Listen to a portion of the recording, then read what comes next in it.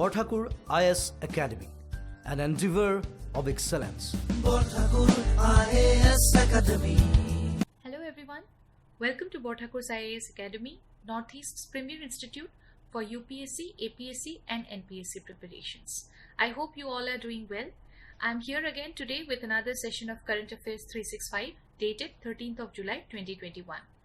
Don't forget to like and share this video and subscribe to our YouTube channel. You can also follow us on Facebook as well as Instagram. So the first news of today is about appointment of Vietnam's first Honorary Consul General in India. Vietnam has appointed an Honorary Consul General of Vietnam in Bangalore in order to promote trade, investment, tourism, educational and cultural cooperation between Vietnam as well as the state of Karnataka. Now, what is a consul? Consul is an official appointment by a government in a foreign city who will help the people from his or her own country that are residing or visiting to that particular foreign city. Okay. And here the industrialist named N.S. Srinivasa Murthy, who is based in Bangalore, has been appointed as the Honorary Consul General of Vietnam for Karnataka. He will be appointed for a period of 3 years and he is the first Honorary Consul General of Vietnam from India. So the name is important here. N.S. Srinivasa Murthy is the first Honorary Consul General of Vietnam from India. Now coming to the Indo-Vietnam relations, first of all we are related through cultural and economic links which date back to around the 2nd century. Both the countries, they have also agreed to have various commemorative activities in the year 2022, which is going to mark the 50th anniversary of establishment of diplomatic ties between the two countries. Even before any official diplomatic tie, which was established in the year 1972, India supported Vietnam in its anti-colonial struggle during its War of Independence. And also during the Cold War period, India supported the Hanoi's 4 points for resolving Vietnam conflict. It was the American war in Vietnam. Then India also supported Vietnam during the Cambodian-Vietnamese war during the late 1970s.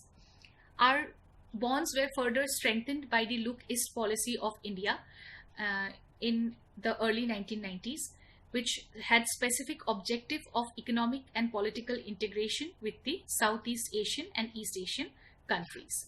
Also, the Look East policy, it graduated to the Act East policy in the year 2014. We also have comprehensive strategic partnership, which took new turns in the 21st century with the given new security challenges. Further, there is cooperation between the two nations in fields of defense, geostrategic convergence, then regional cooperation as well as economic and science and technology based cooperation. So if we have a look at the defense cooperation, then sale of military equipments to Vietnam, negotiations for the 4 large patrol vessels of BrahMos, these are ongoing. Okay. Then training of Vietnam's armed forces in military equipment like Kilo class submarines and the Sukhoi aircraft. We have many military exercises, joint exercises like in VPN Bilat and the VIN-BAX.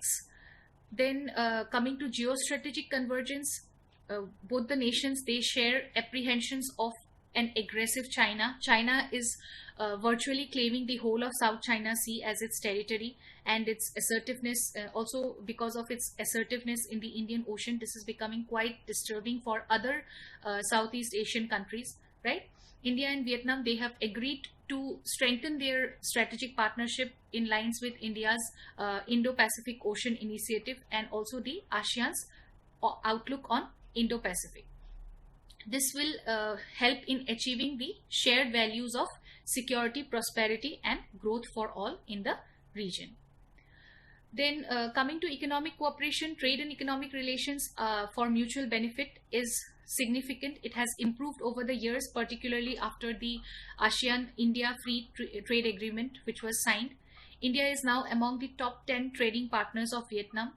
And India and Vietnam have also signed the framework agreement on cooperation in the cyber security, exploration and use of outer space for peaceful purposes, and also IT cooperation including cyber security. And Vietnam has been a large recipient of training programs under the ITEC, that is Indian Technical and Economic Cooperation Programs. There was a proposal to set up a center for satellite tracking and data reception and an imaging facility in Vietnam under the ASEAN-India cooperation mechanism, which is under consideration. The next news is regarding India's first cryptogamic garden. It was inaugurated in the Chakrata town of Dehradun, Uttarakhand, and this garden is going to house nearly 50 species of lichens, ferns and fungi. These are collectively termed as cryptogamy. Now the plant kingdom, it is divided into two sub-kingdoms. These are cryptogams and phanerogams. Cryptogams are those plants which are seedless in nature, and they also have plant-like organisms, whereas phanerogams consists of seed-bearing plants. Phanerogams are also further divided into two classes, which are the gymnosperms and angiosperms. Now coming to the factors which are responsible for location of this garden, why this particular area was chosen. This garden is at Deoban in Chakrata, which is at a height of around 9,000 feet, and it is chosen because of its low pollution level and moist conditions, which are very favorable for the growth of cryptogamic species. Further, Deoban area has forests of deodar and oak, and it creates a natural habitat for such species. As I have already mentioned that cryptogams are seedless, and these plants, that's why it reproduces with the help of spores. The term, the word cryptogamy, it implies hidden reproduction because these plants, they don't produce any reproductive structures like seeds or flowers. And due to this, these are also termed as flowerless, seedless or lower plants. They mostly need a moist environment for survival and growth, and these plants are present in aquatic as well as terrestrial places. Most common examples are algae, bryophytes, lichens, ferns, fungi, etc. These are the best known groups. And lichens, as you all know, it is a complex life form which have a symbiotic relationship between the two separate organisms like a fungus and an algae. Then coming to the classification of cryptogams, these are classified into three groups based on various structural and functional criteria of the plants. These are Thallophyta, Bryophyta and Pteridophyta. Thallophyta is a division of plant kingdom including primitive forms of plants. Okay, they don't have any roots, stems or leaves, and this includes Spirogyra, algae like Spirogyra, Sargassum, etc. They are predominantly aquatic and are found in marine as well as freshwater habitats. Then we have Bryophytas. It comprises of a limited variety of non-vascular land plants. They occupy an intermediate position between the algae and the pteridophytes, that is between the thallophytes and the pteridophytes. And bryophytes, since they can survive in both conditions of water and land, these are considered as amphibians of the plant kingdom.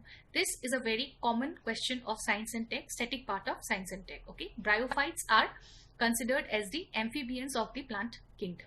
And lastly, we have the pteridophyte, which is a vascular plant, and it disperses spores and is the first plant to have xylem and phloem.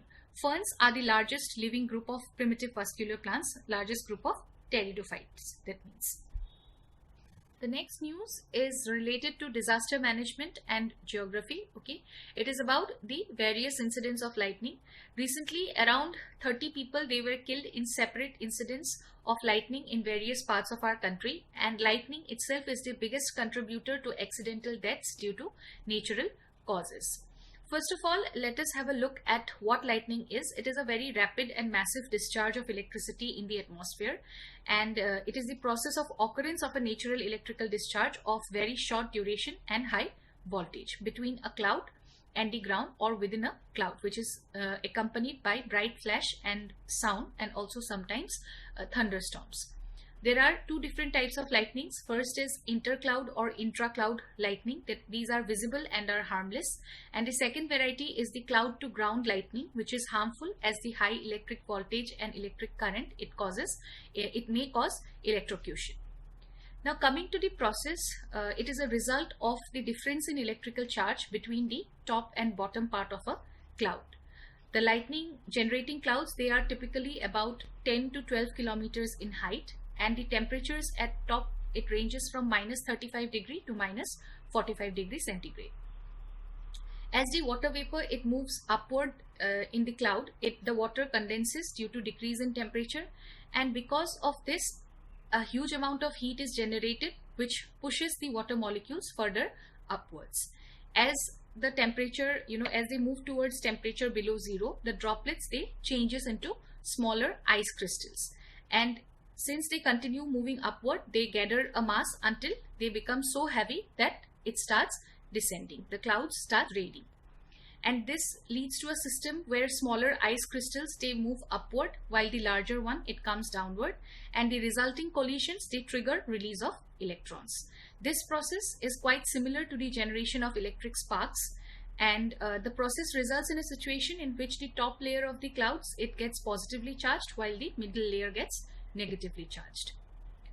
Now, next, what happens within a short period of time, a huge current of the order of several millions of amperes, it starts flowing between the layers, and because of it, production of heat occurs that leads to heating up of the air column between the two layers of clouds, and because of the heat, the air column looks bright red during lightning, which we often see, and also as the air column expands due to heat, the shock waves are produced, which results in thunder sounds.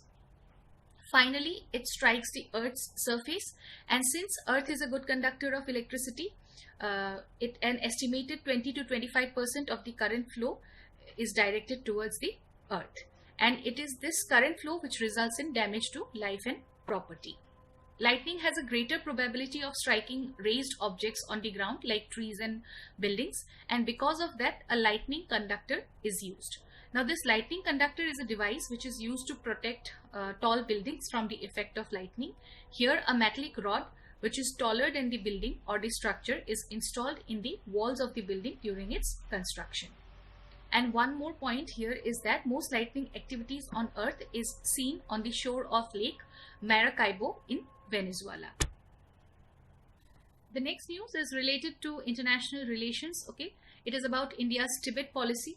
Recently, some Chinese nationals, they protested against the celebration of the birthday of Dalai Lama in India. Dalai Lama and Tibet are some of the major, irritants between the relationship between India and China. China considers Dalai Lama as a separatist who has great influence over Tibetans, and India seeks to use this fact in order to counter China's continuing aggression at the line of actual control. So here in this picture, you can have a look at the border areas of India, Tibet and China, and you can also see the area which has been illegally ceded to China by Pakistan, the part of India. Okay. Coming to the background of India's Tibet policy, for centuries Tibet was India's actual neighbor, as most of India's boundaries and almost 3,500 kilometers of the line of actual control is with the Tibetan Autonomous Region and not with the rest of China. Then in 1914, Tibetan representatives along with Chinese, they signed the Simla Convention with British India that delineated the boundaries. And in 1954, India signed an agreement with China which agreed to recognize Tibet as Tibet region of China. In the former Prime Minister of our country, Jawaharlal Nehru, he gave Dalai Lama and the Tibetan refugees shelter and also helped in setting up the Tibetan government in exile. The official Indian policy is that Dalai Lama is a spiritual leader, and the Tibetan community in India, which is around more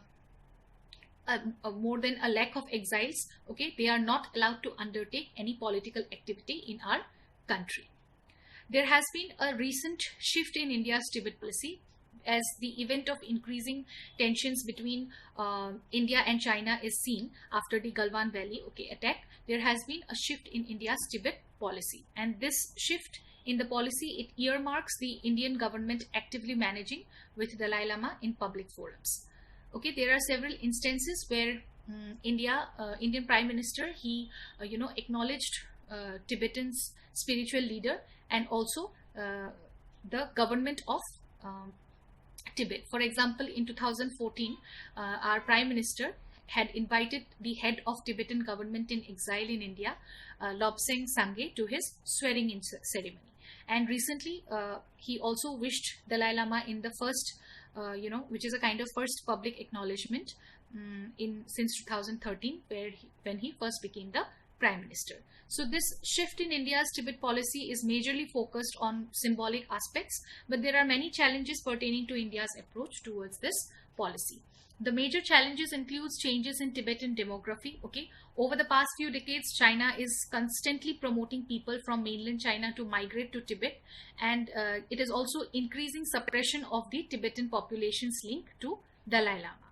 Then Tibetans, they are against each other now. As China's tension are growing and it is turning more and more violent, China has begun to raise Tibetan extremist groups. Further, Indian Army trains the Tibetan Special Frontier Force, which could lead to Tibetans fighting against each other in the near future. So this is another very crucial challenge which India is facing currently. Then we have the issue of Tibetan citizenship. Indian government doesn't give citizenship to the Tibetans born in India after the cutoff year of 1987. And this has created a sense of dissatisfaction among the youth of the Tibetan community. And largely the biggest question is that what is about Dalai Lama's succession? This 86 years old spiritual leader is not only a spiritual leader but also a political leader of the community worldwide. So Dalai Lama asserts that his successor could be a living incarnation in a specific area in India or even in any other country like Taiwan. So India currently has an executive policy but not a law on Tibetans in our country. While the current policy was had a significant development for Tibetans' welfare in our country, it is devoid of any legal backing on core issues of Tibet. For example, destructive Tibetans' demand for freedom in Tibet, etc. Therefore, it is a high time now that India should adopt a more assertive stand on those issues which are dealing with Tibet and China. And this was all for today. Thank you so much for watching this video. I hope you all will like it. Don't forget to like and share this video and subscribe to our YouTube channel. I'll see you all again tomorrow with another segment of Current Affairs 365 only on Borthakur's IAS Academy, Northeast's premier institute for UPSC, APSC and NPSC preparations. Till then, take care, keep learning. Bye-bye. Borthakur IAS Academy. প্রস্তুতি আৰু অধ্যয়নৰ নিৰ্ভৰযোগ্য ঠিকনা Borthakur IAS Academy.